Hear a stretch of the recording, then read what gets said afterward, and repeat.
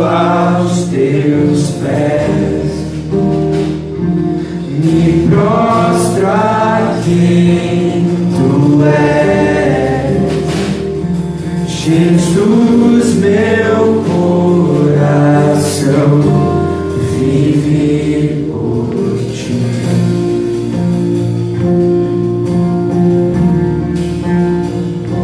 Me rendo aos teus pés, me prostro a quem tu és, Jesus, meu coração vive por ti.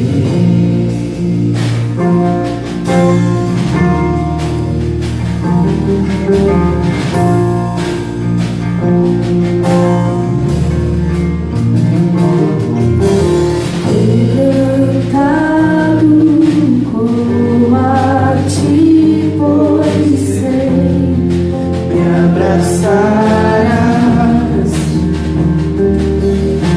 Estou cansado, mas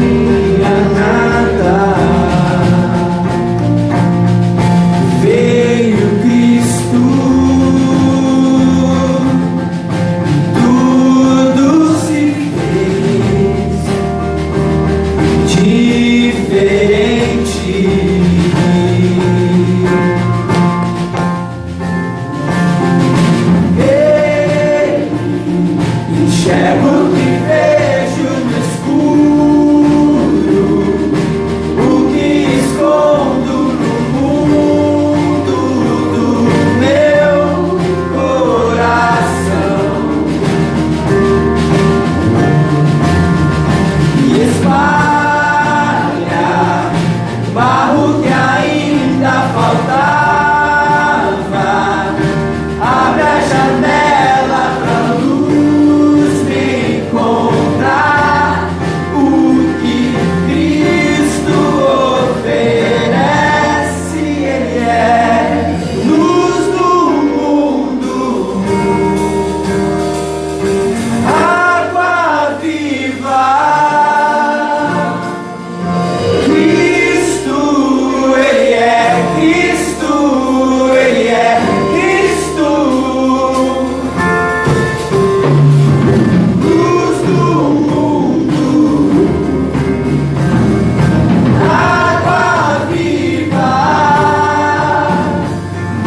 Cristo, Ele é Cristo, Ele é Cristo. Luz do mundo, água viva. Cristo, Ele é Cristo, Ele é Cristo. Ele tira o pecado do mundo, planta a esperança na terra do meu coração.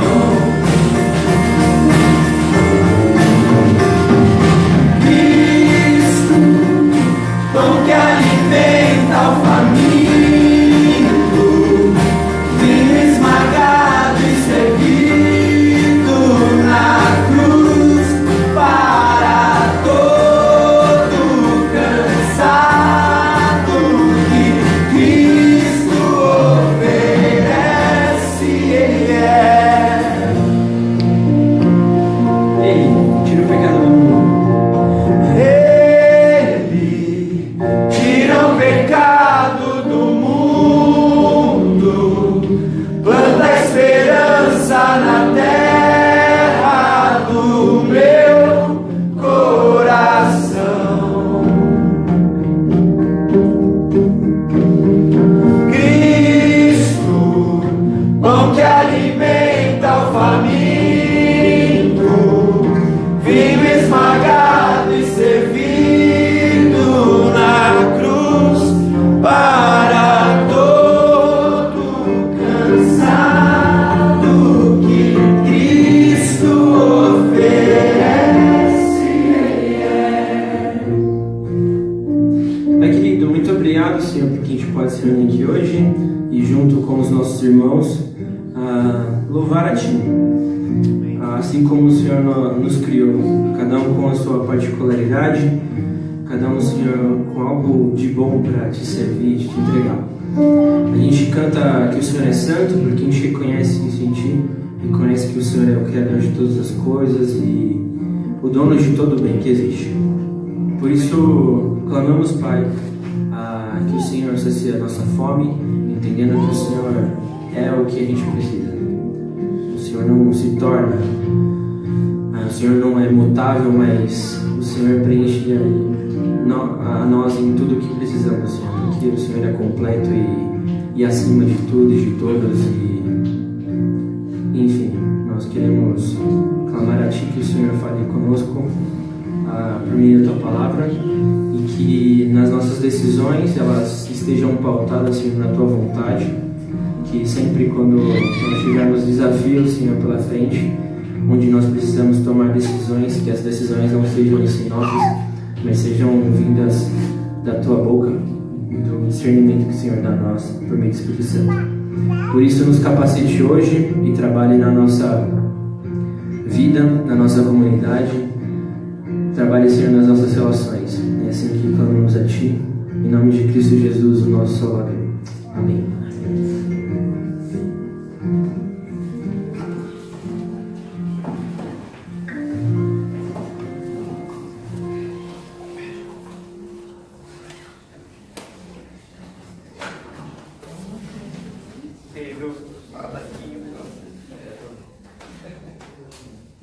Gente, boa noite aí para os que estão chegando. A gente quer ter um tempo aqui rápido, mas edificante, um tempo de reflexão. Nós estamos aqui no Dia dos Pais, né? Estou até com a camisetinha que eu ganhei na escolinha da Sara ontem, né? E ontem foi bem interessante porque foi o primeiro, não foi o primeiro Dia dos Pais, né? Mas no ano passado ela tinha um mês, né? Mas foi o primeiro que a gente participou, né? Eu fui lá na escola, que ela falou, ó, tem que ir lá na escola, tem a apresentação da Sara. Imaginei o que ela vai fazer, né? Nessa quadrilha, né? Mas não daria, né? Mas aí elas fizeram uma brincadeira lá com todos os pais, entregaram uma bexiga e dentro de uma bexiga tinha uma pergunta e você tinha que responder na frente de todo mundo. E estava todo mundo com as suas mulheres, menos eu, né? Aí perguntaram para mim, eu falei, não, Carol, me abandonou e tal. O pessoal perguntar para ela segunda, eu vou ficar sem graça, porque me deixou sozinho lá. Aí eu fiquei lá tal, e sempre pensando assim, nossa, o que vai cair na minha pergunta, né? Sabe aquele negócio que você queria saber para responder bem? E aí caiu uma pergunta muito legal, né? Quando eu estourei a bexiga, a coordenadora do curso lá perguntou para mim, o que mudou na sua vida depois que a Sara nasceu? Eu falei, cara, que pergunta, hein? Lá chorei, né? Eu falei assim, o que mudou, né? Eu fiquei pensando, mudou tudo. Mudou a forma como eu vejo as coisas, a forma como eu vejo pessoas, a forma como eu encaro a vida. Eu fiquei meio filosofando, percebi que ninguém estava entendendo, eu falei, é só isso mesmo. Então, mudou minha cosmovisão, mudou o jeito que eu penso a respeito da Bíblia, mudou todas as passagens que eu leio a respeito de pai e filho, mudou bastante coisa.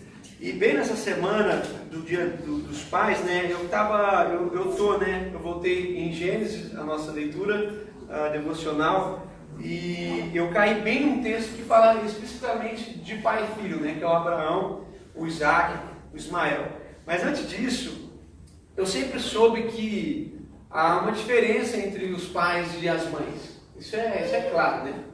Uma diferença na educação, uma diferença na forma em que se afeiçoa.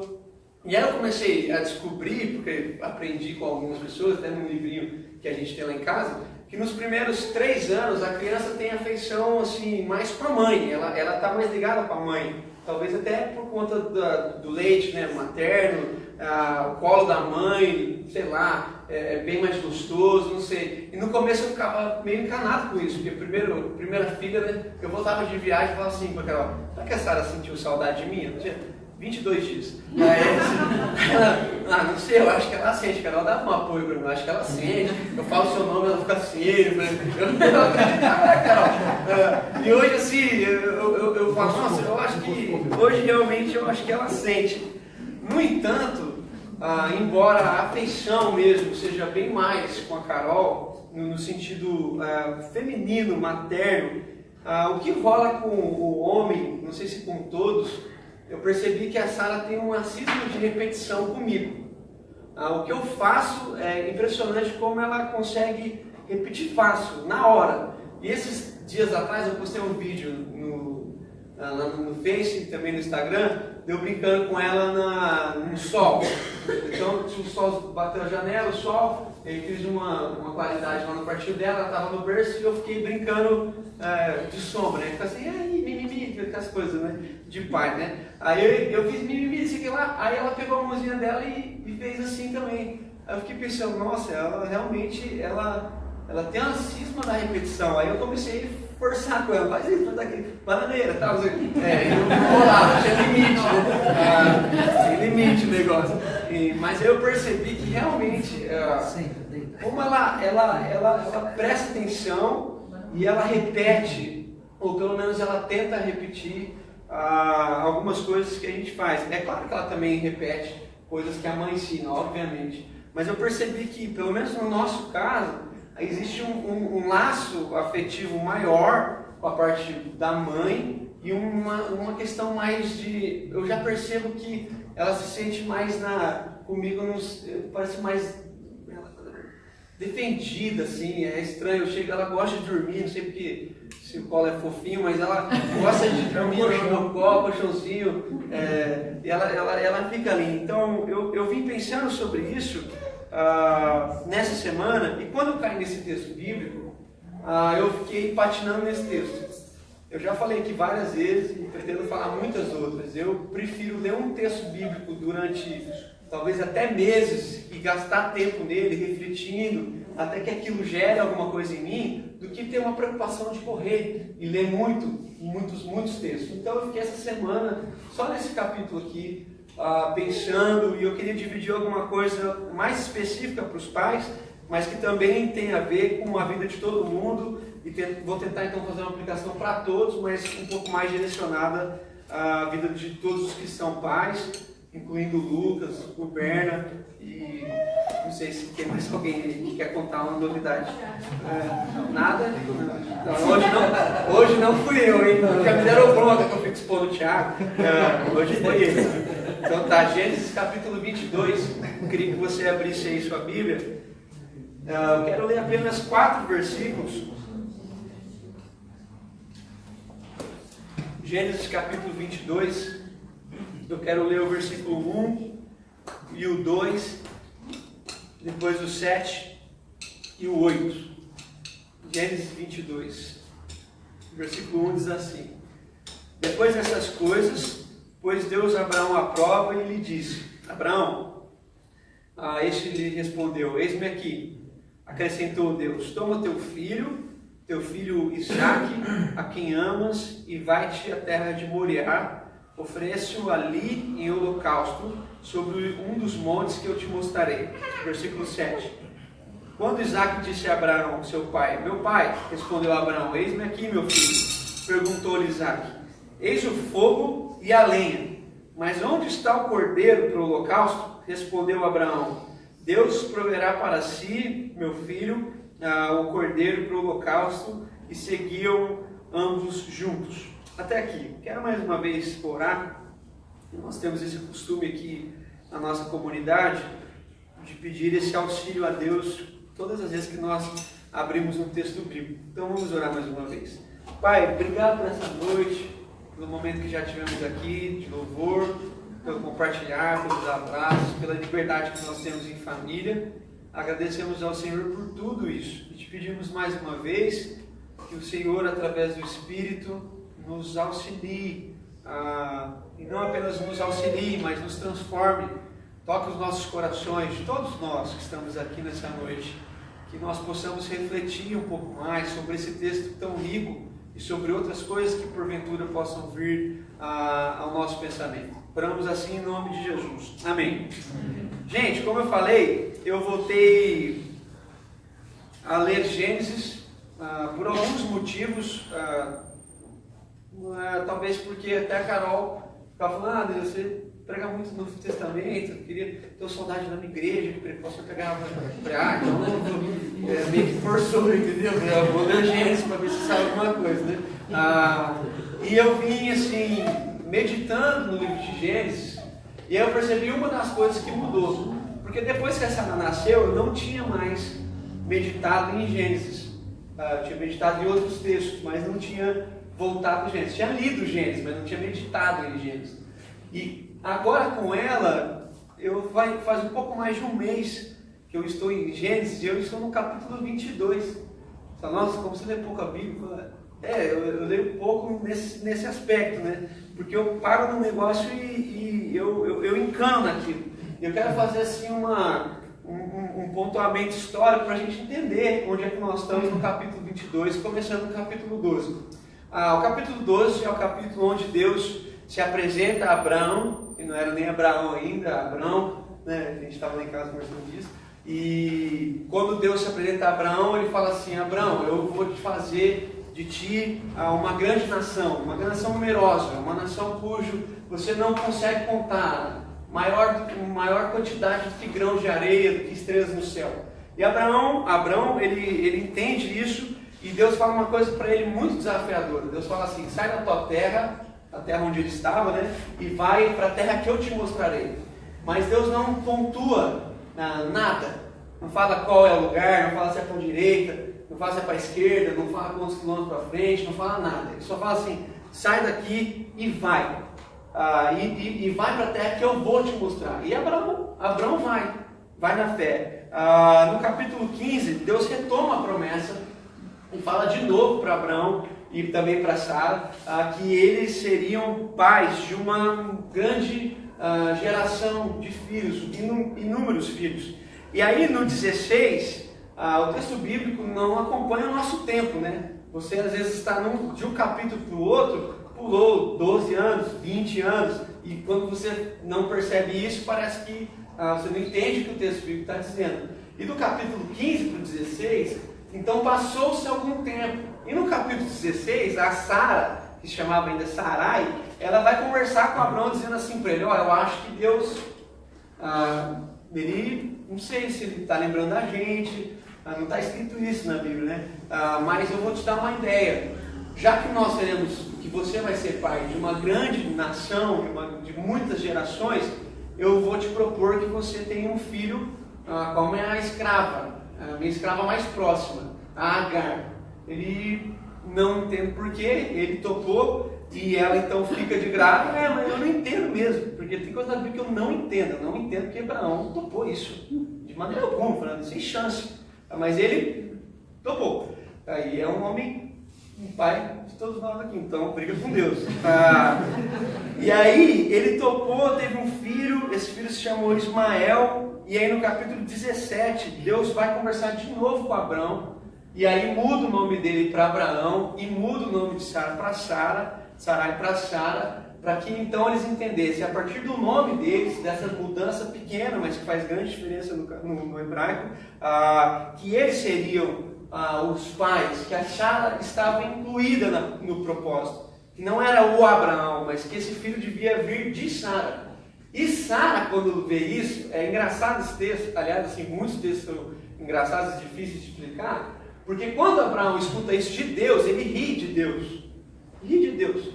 Você pode tentar consertar, você pode tentar dar umas maquiadas, mas ele ri.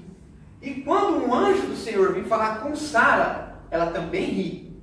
E ela ri dizendo assim: como é que eu vou ter um filho na velhice, sendo que eu já cessei o costume das mulheres?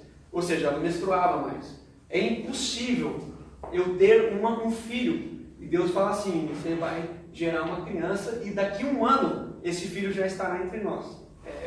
O anjo fala assim, data, tudo certinho. E isso acontece. E aí no capítulo 21, nós temos o nascimento do Isaac, e já começa essa briga entre Isaac e Ismael, que se prolonga até hoje e que divide nações e mata gente até hoje. E aí no capítulo 22, quando Isaac já era menino, talvez com 15 anos, talvez com 20 anos, é mais ou menos isso, né, Rubens, que a gente fala lá no curso, né? Aproximadamente um adolescente, um jovem, Deus vai falar com Abraão de novo. Então presta atenção, Deus ficou aí uns 15 anos em silêncio com Abraão, não falou mais nada. E quando falou o seguinte: Abraão, agora você pega seu filho Isaac. Abraão já devia ter então 115 anos.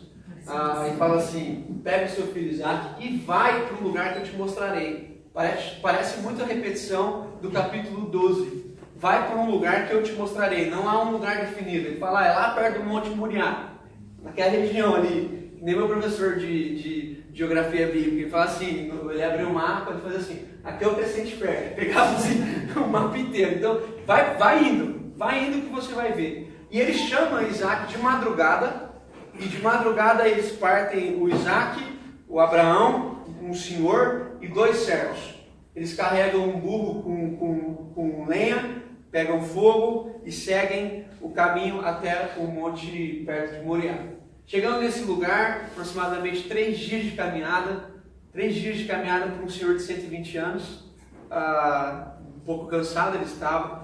Ele então entende que ele chegou no lugar onde Deus havia falado para ele. Ele deixa os seus servos, os 2 servos, e ele caminha até o pico do morro só com seu filho Isaac, o menino. E no meio do morro, eu acho que Isaac pensou assim: pai, eu estou vendo aqui que tem lenha, tem fogo, o senhor está com uma faca aí na cintura, mas onde que está o carneiro? Não é? Onde é o cordeiro? Porque geralmente a gente faz sacrifício de cordeiro. E a resposta de Abraão é o que me fez parar durante essa semana. Abraão diz assim: Deus proverá. Abraão não responde assim: onde é que está o carneiro? Abraão não falava assim: isso são horas de fazer esse tipo de pergunta? Espera um pouquinho, dá um tempo, fala comigo, não, estou cansado. Ele responde assim: Deus proverá. E o Isaac guarda essa palavra no coração: Deus proverá. Deus proverá. Ele entendeu: Deus proverá. E ele segue, pensando o quê? Deus proverá. E ele segue. Quando eles chegam no pico do morro, num lugar que iria ser sacrificado, em cima de algumas pedras, o Isaac já começa assim: Deus proverá, mas o carneirinho ainda não chegou, né? Que hora será que ele vem? Aí, o pai do Isaac começa a pôr umas cordas na sua mão. E ele pensa o quê? Deus proverá, né? Deus proverá. Só que nós não entendemos o texto bíblico. Porque o Isaac tem 15 ou 20 anos e o Abraão tem 120. Qual é a chance de um senhor de 120 amarrar um menino de 20 à força? É impossível. Um senhor de 120 anos não tem força física para obrigar um menino, ou não consegue pegar num pique, um menino de 20 anos. A gente tem que entender o que de fato esse texto está dizendo. Esse texto está dizendo que Isaac entendeu que Deus proverá. Então, se Deus proverá, pode amarrar. Amarrou as mãos, amarrou os pés, deitou talvez em cima de uma pedra, colocou lenha em volta dele, e ele pensando o quê? Deus proverá. Deus proverá.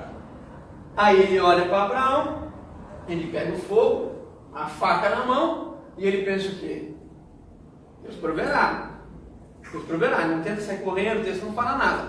Aí o Abraão pega uma faca mesmo, faz uma força, ergue o punhal, e quando o Abraão vai deitar o punhal no peito do Isaac, um anjo do Senhor diz assim: não, Abraão, não faz isso.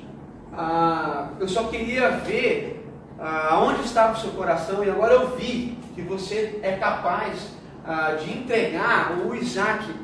Não precisa fazer isso, até porque o Deus de Israel, o Javé, não aceita sacrifícios de criança. Não tem sentido. Ele não deixaria isso acontecer, como o Rafa falou, que ele não mudou. Só que quando ele faz isso e o Isaac não faz nada, eu parei para pensar numa cena que eu lembrei de que quando eu era um pouco mais novo, nós passamos um período rápido da nossa vida, como quase todos os brasileiros, de muita dificuldade financeira. E eu me lembro um dia que a gente chegou em casa, e aí eu falei, eu gosto muito de carne, muito, assim, gosto demais de carne. Aí eu cheguei em casa, igual a Laís, né? Adora carne, né? Cheguei em casa, eu vi a panela de arroz em cima do fogão, e meu pai estava no sofá. Eu perguntei para o meu pai assim: aonde que está a carne? Meu pai falou assim: não tem. Eu me lembro de eu olhar, porque tinha um açougue na esquina, eu olhei assim e falei assim: então me dá o dinheiro que eu vou buscar. Aí meu pai falou assim: não tem dinheiro, não tem carne. Eu falei: nossa, aquilo lá para mim foi assim, foi muito difícil, assim, pela carne, e porque aí eu entendi o momento que nós estávamos vivendo de fato. Aí meu pai falou assim: se quiser frita o ovo, tinha o ovo, ele fritou, a gente começou a conversar. Isso mais ou menos meio que zerou na minha cabeça, mas depois de muito tempo, eu lembrei do que eu perguntei para o meu pai. Porque naquele dia eu falei assim para o meu pai: ô pai, e o que nós vamos fazer amanhã? Ele sabe. Deixa eu pegar, não der nada. Eu perguntei para o meu pai assim: o que a gente vai fazer amanhã? Meu pai falou muito parecido com o Abraão. Ele falou assim: amanhã eu tenho certeza que Deus vai trazer a comida aqui para a nossa casa. Eu não me lembro como, porque eu não era muito novo, eu era meio novo, né? Mas eu me lembro que no outro dia a gente comeu lá e meu pai falou assim: tá vendo? Deus, ele conduz a nossa vida e tal. E para mim, um menino assim, não fez tanto sentido, né? Eu ouvi aquilo, mas passou. Depois que eu fui para o seminário e eu comecei a viver parecido com aquilo que eu tinha vivido na infância ou na adolescência, alguns dias eu não tinha o dinheiro.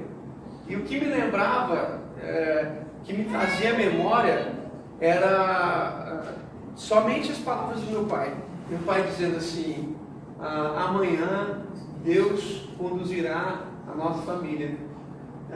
Então isso me fez, sem perceber, viver todo o período do seminário sem nenhum salário.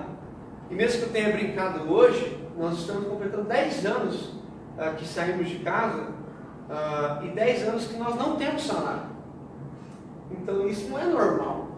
A pessoa ficar 10 anos sem salário, sem nenhuma uma fonte de renda fixa. Mas o que eu me apego até hoje, mesmo conhecendo o texto bíblico, não é do que Abraão fala.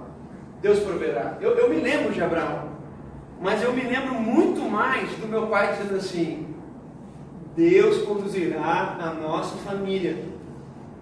E mesmo conhecendo a Bíblia, eu considero mais o que ele falou do que o que a Bíblia falou.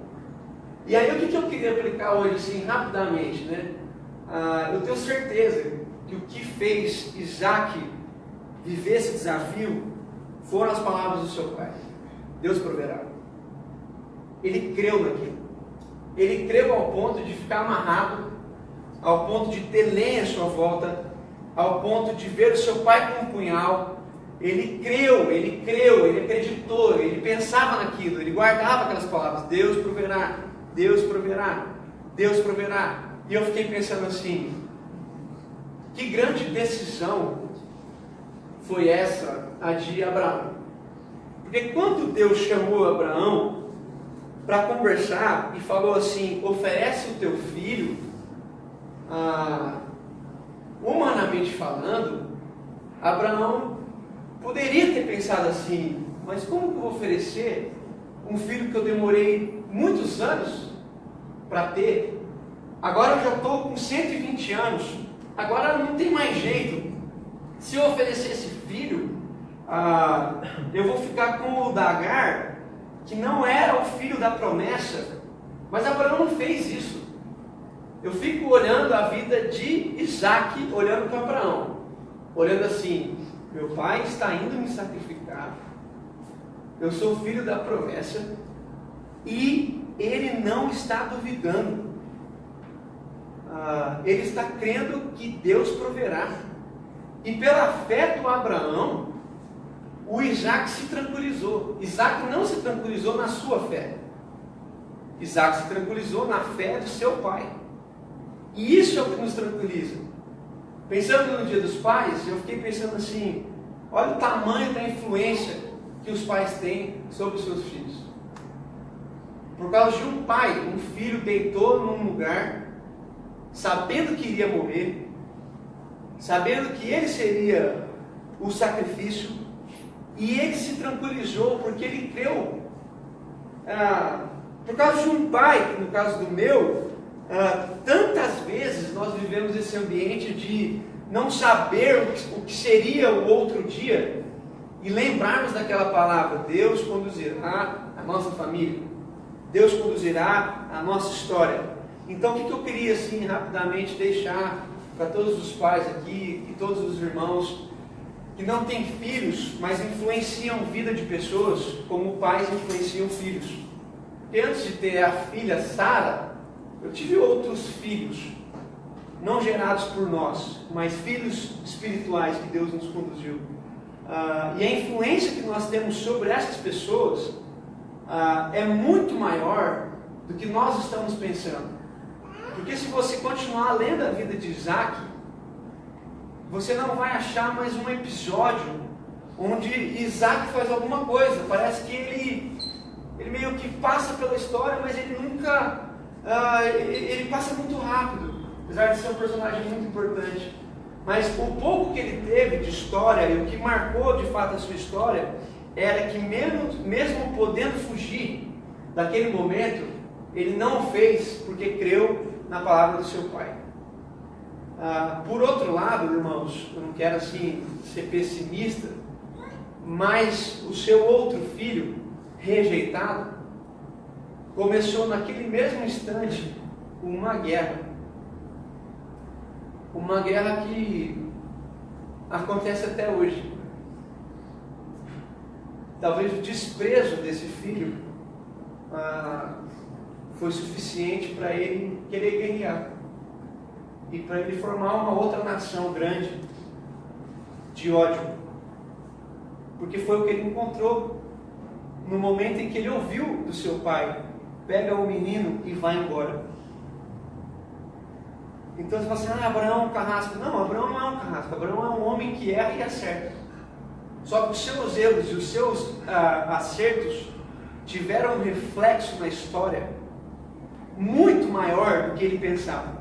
Ele não pensava assim: esse menino aí vai para o deserto, depois ele cresce, ele encontra Deus aí, ele converte. Ele não pensava assim: eu estou separando uma nação que viverá em guerra e matará milhões de pessoas. Mas o fato de ter feito uma coisa com um e uma coisa com o outro dividiu a história. Então a nossa influência nos nossos filhos é a mesma coisa. O que nós deixamos para eles pode ser muito maior do que nós estamos pensando. Os que ainda não são filhos, não são pais, são filhos. E talvez o que vocês mais guardam no coração são palavras positivas e negativas dos seus pais. Talvez as coisas mais tristes que você tenha na memória são coisas que você ouviu do seu pai. Mas talvez as coisas mais felizes que você tem na memória também são coisas que você ouviu do seu pai. Então a influência que os pais têm com seus filhos são muito maiores. E o que nós devemos pensar então é que tipo de influência nós queremos deixar. Que tipo de caminho nós queremos que nosso filho traça. E pensando exatamente no sentido da Sara, né, bonitinha e tal, mas nós ficamos constantemente pensando nisso. O que ela verá em nós?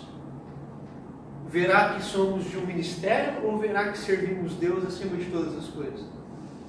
Verá que nós gostamos de pessoas ou verá que por causa de Jesus nós gostamos de pessoas? Né? E o caminho que ela vai seguir, nós não sabemos. Mas se ela entender o que o Isaac entendeu, Deus proverá. Eu me agarrei numa palavra que meu pai, vamos dizer assim, profetizou na minha casa. Com certeza ela tem tranquilidade para seguir o caminho que ela escolheu. Então eu queria assim, nessa noite, né, deixar esse desafio para aqueles que são pais, né, e os que já são pais de pessoas assim, mais avançadas em idade, né, aos seus 30 anos, né, logo serão avós, né. E avós também têm um desafio muito grande, porque infelizmente nós vivemos num mundo onde as pessoas vivem dizer que o pai educa e o avô deseduca. Nós não concordamos com isso. Pelo contrário, a chance do avô é a chance de acertar tudo que ele não acertou nos seus próprios filhos. Né? A gente até falou isso lá quando a Sara nasceu. Eu falei para minha sogra, ela falou: eu não sou moderno nisso aí, eu não topo essas ideias de que o avô deseduca, né? Porque é o contrário, é uma responsabilidade muito grande, é o que Deus nos entregou. Então, pela fé de Abraão, Isaac creu. Isaac não tinha fé naquele momento, mas ele se agarrou na fé do seu pai. Então, aqueles que não são pais, nem muito menos avós, né? É claro, né? Você pode ver que há pessoas que, por causa de você, tomam algumas decisões. Você influencia pessoas. E que tipo de influência você quer deixar para essas pessoas? Quando as pessoas caminham com você, elas percebem essas frases de Deus na sua vida, ou elas percebem apenas você, ensinando nada, traduzindo nada, não sendo nada na vida delas? Então eu queria aqui rapidamente orar, agradecendo por esse dia, agradecendo por esse texto, que nos desafia demais, saber que um menino fez algo tão vivo por causa de uma palavra do seu pai, nos desafia demais. E aí eu queria orar pelos pais que estão aqui nessa noite, né, pelos avós, por aqueles principalmente que vão ser em breve aí, estar com suas crianças, e deixar esse desafio, né? Que tipo de influência você quer deixar? Quando você passa pelos seus desafios, quais são as decisões que marcam a sua história. Quando seus filhos te vêm decidindo, eles te vêm decidindo como Deus deseja, e por causa disso eles se apegam na sua palavra, ou eles te vêm desesperados num problema, não que não possa ficar desesperado, mas desagarrados da esperança, tristes, isolados, ou eles veem pais que temem a Deus e eles falam assim: eu quero ser como meu pai, o meu desejo é ser como meu pai, é ser como minha mãe, homem e mulher temente a Deus, que amam o Senhor, que entregam palavras do Senhor, que buscam o Senhor e que adoram o Senhor. Então nós queremos orar e partir depois para a nossa outra parte da comunhão, da comida, e também dizer que nós estamos muito felizes assim, com a visita das famílias, meus sogros aí, né? Tiagão em breve estará aqui. Vou ler esse texto aqui, daqui um ano, já nessa mesma data, estarás aqui. Vamos orar então, meus irmãos, pensando nessa palavra, né? Quando as pessoas te veem viver os desafios, que tipo de decisão elas têm encontrado no seu coração? Quando você passa problemas na área financeira, problemas na área da saúde, as pessoas que convivem mais perto de você, o que elas estão assistindo? O que você está deixando? Uma palavra que vai servir para a vida delas, talvez para a vida toda delas, ou uma palavra que vai servir para desânimo, para desonra, de amargura. E talvez se você que é pai, porventura esteja lembrando de algum momento feliz ou triste, hoje seria um bom momento para você compartilhar, né, com seus filhos desses momentos que estão vindo na sua mente. Então vamos orar. Pai, nós agradecemos ao Senhor por esse dia em que comemoramos o Dia dos Pais, um dia tão especial, um dia importante no nosso calendário, um dia que a gente para refletir sobre essa graça do Senhor de ser pai. Obrigado por esse dia, obrigado pela nossa comunidade, obrigado pela presença dos nossos amigos, familiares. E também nós te pedimos que o Senhor nos ajude a ter sempre condições de responder com firmeza, com maturidade, todos os desafios que nós vamos enfrentar, de tomar as melhores decisões, sabendo que por causa das nossas decisões, os nossos filhos vão se pautar nessa palavra, as pessoas que nos seguem vão se pautar nessa palavra, e ela poderá conduzir as pessoas durante toda a vida delas. Então nos dê essa consciência de que há pessoas nos seguindo, nos repetindo, nos imitando, e que essa responsabilidade o Senhor entregou a nós, de deixar um grande exemplo, que seja suficiente para que quando eles crescerem e viverem os seus desafios, eles se lembrem dessa mesma palavra: o Senhor proverá. É isso que está no nosso coração.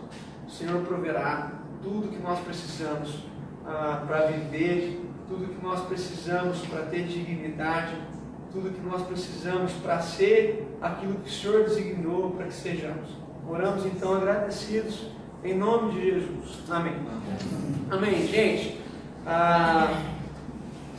o Berna pediu para avisar que está pronto o yakisoba, mas antes, todos que compraram já, vão passar ali antes de acertar com a Flávia, comer. Você que comprou você vai comer numa caixinha. As mesas estão ali fora. Você que comprou você pode repetir, não precisa pagar de novo não, tá? Só você não jogar a caixinha fora, você vai lá e repete a sua comida. Nós também trouxemos um chocolate para aqueles que gostam de um docinho. A Márcia fez um descontão pra gente, né? E nos abençoou com chocolate. Então a venda do chocolate também, o lucro dessa venda também será revertido para a nossa salinha. Então você pode comer um yakisoba, um chocolate, o refrigerante está incluso no preço que vocês já pagaram. E eu acho que é isso mesmo. Semana que vem A gente volta no mesmo horário, 5h30. E alguém tinha falado alguma coisa, mas eu esqueci. Acho que está tudo certo então. Então tá bom, gente. Deus abençoe. Muito obrigado por terem vindo. Não saia sem comer. A Sara está aqui, né? Vocês ficam olhando para ela, né? Então, ela vai pregar aqui nessa noite. E é isso. Deus abençoe. Sara, fala tchau.